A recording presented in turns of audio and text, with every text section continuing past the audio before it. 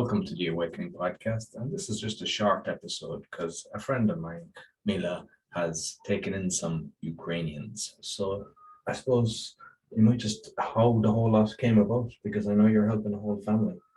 Hi, Roy. Actually, I made an offer on LX that if any Ukrainian mother with a child, one child, would have to sleep somewhere, then I can offer her my room. And after 10 minutes from uploading this offer, some Ukrainian guy called me and asked if this offer is still valid. So I confirmed that, and he brought a mother with 4 children, and their age is 9. The boy is 9 years old. The girl is around 7, and there are also 2 years old twins.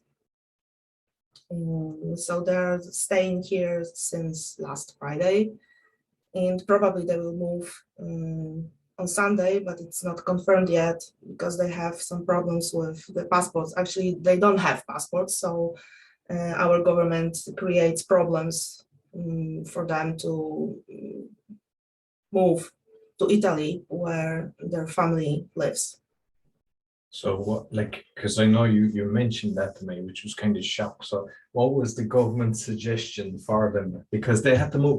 Was it bombing near where they lived? Actually, the bomb hit their house, so they had to run just like that, and didn't have time to take anything with them. They have the clothes, only what they had on them. They didn't care anything with them, so they didn't have papers as well.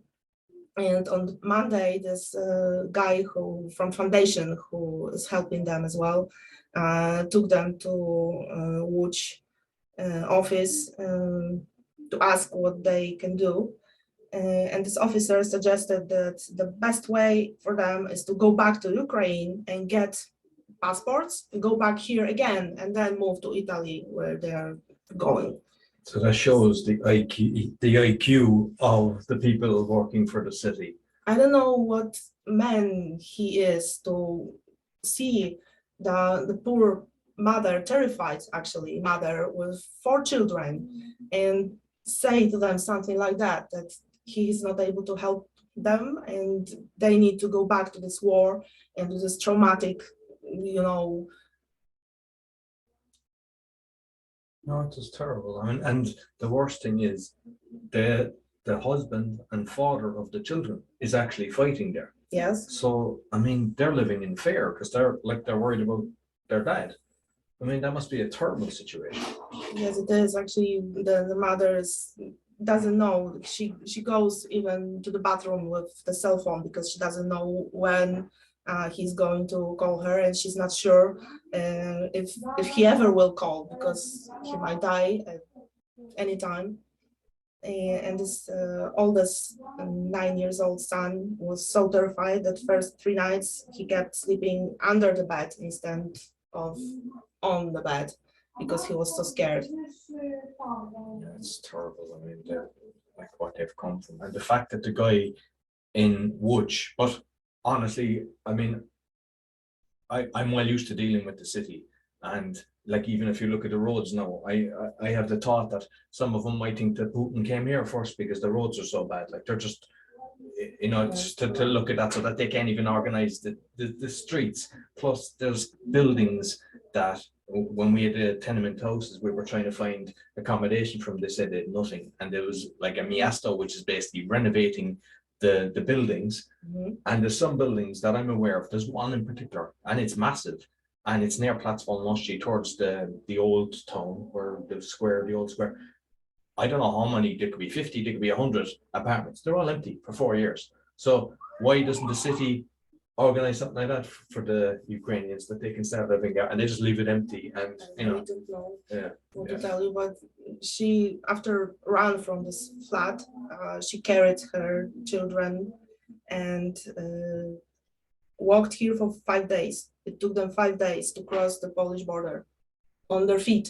So they had to They were walk. walking 5 days from That's near so the bad. Kiev because they live in a small town or village, I'm not sure, near Kiev. It's like almost a suburb, I say. And like during that journey, I don't know, did you have the conversation? Like, was there other people helping them to have food and stuff like that? How did they survive? I don't know 35. about the Ukraine country, but from the border, yes, there are some food trucks and volunteers which make food and bring to the refugees. So here in Poland, it's better. I have no idea how it is in Ukraine. And maybe they did, maybe they didn't. I don't know. And do you know how long it took them when they were at the border? Is it something that fast that they could get through, or is there a lot of paperwork and It was the third day of the occupation, I guess. So it took them not as long as now it takes. They stayed like 7 hours on the border to cross. like one thing is you, because I've asked you, like you don't get compensated for this, you're doing it from your heart, so you've basically given up your biggest room in the house, so the whole family, and you've set up the beds and everything for them. And you know the city isn't doing anything to help you. I mean, you know you're doing everything, you know, over your own heart, and you've got, you know, your own children yourself, but you've all agreed to do that. So you know, I commend you for doing that. You know, it's fantastic. And one thing that I think is brilliant that most people don't realize, because I know people that have helped kind of refugees in different countries, and I know, and even in Ireland, Ireland is sick the way they do it, because what they do is they put them into kind of like temporary accommodation, hotels and stuff like that, and they're there for years, and it's a business. Whereas in Poland, people like yourself have actually taken in the Ukrainians and done it humanely and done it right, where you're actually making them feel safe. Because, as you mentioned, the child is scared once it hears a fire engine or something like that. Yeah, every time he hears the siren, he hides in the wardrobe or under the bed as well. But it's a little bit better now. But he doesn't want to get out because my neighbors help as well. Actually, neighbors from the whole block help, and some of them brought food, and others brought dresses and toys for the little ones. So my neighbors wanted to take this girl and her brother to Łódź, to some kind of skate park or something, and she said, fine, great, I'm gonna do that. And he was so scared that he started crying and didn't want to leave the flat. But about the helping, he's saying that's how we are, I guess. We are not politicians. We don't put the statements like we will help or something has to be done. We just act. Yeah, like I think the whole political side behind this is people aren't seeing the truth of what's going on, because I know in Wask, which isn't that far from here, the American army has been there for years. And a lot of this is to do with politics of basically with NATO getting close to the border. And the unfortunate thing is it's the children and the families that are getting destroyed. And I mean, there's serious trauma long It term. is. You know, we don't really see it. Like, so all I can say is, Mila, thank you for what you're doing. And I know that one of my friends, Anastasia Derecha, she's actually in like a foundation. So if there's people that are listening that want to help, that she's actually got an account number both in euros and zlotys that can help her. So thank you very much. Welcome.